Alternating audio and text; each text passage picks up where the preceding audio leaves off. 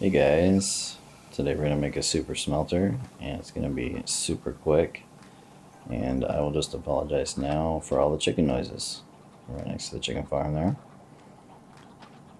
But we've got our double chest and you can make this as long as you want.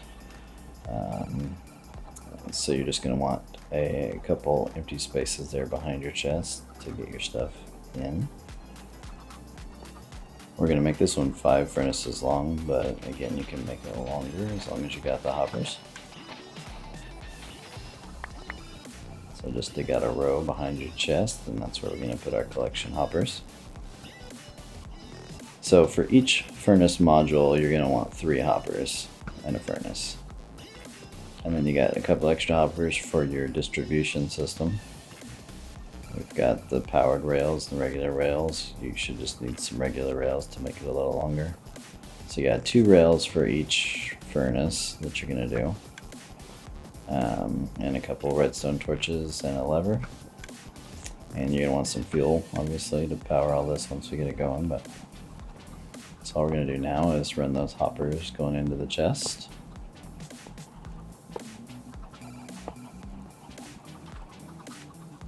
You're going to place your furnaces right on top of those.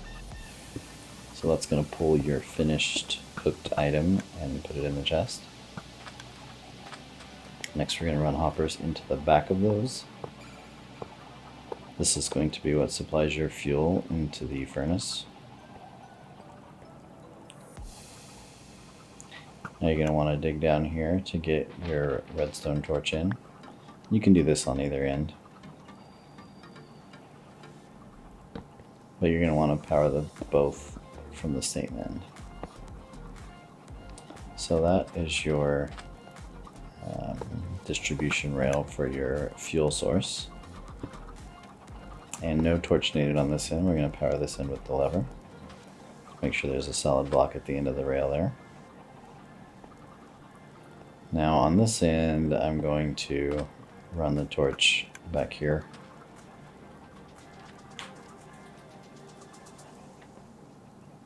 That's going to power the block right above it, which will be connected to our powered rail up on top of the sand block there. So what we're going to do now, yeah, don't do that. Rails can be super annoying sometimes. If that happens, you're just going to have to make sure that you destroy that powered rail and get it going back the right way again.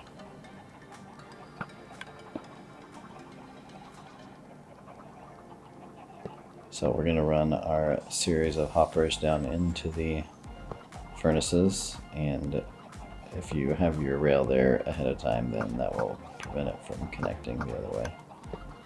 So finish your hoppers out and finish your rails on top of those. Make sure you place these non-powered first so your powered rail doesn't do that weird connecting thing again.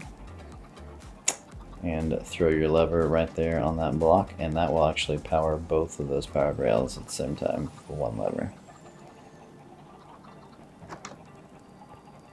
Make sure you have some kind of access to the back there. You can build this freestanding out in the middle, or you can build it up against the wall like I did. But you can see, you flip that lever on, and then you just take off, start distributing.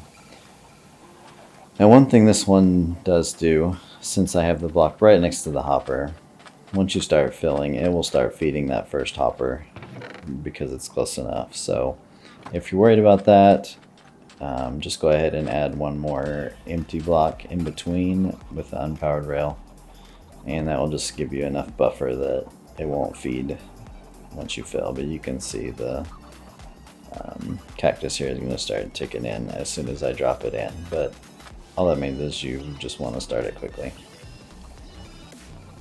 And I didn't have enough coal to feed all the way down to the end, so I just spread that one out manually. But if you have a decent amount back in that cart, it will spread everything out much better.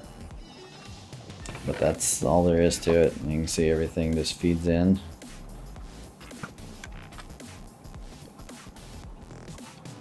Cooks it up pretty quick. Unless you're just doing huge amounts, 5 or 6 is plenty. You can just go do something else and come back and it'll all be done.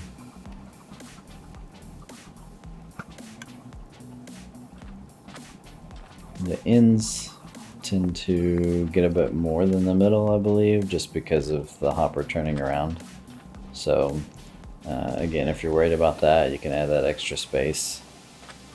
But anyway, guys, thanks for watching.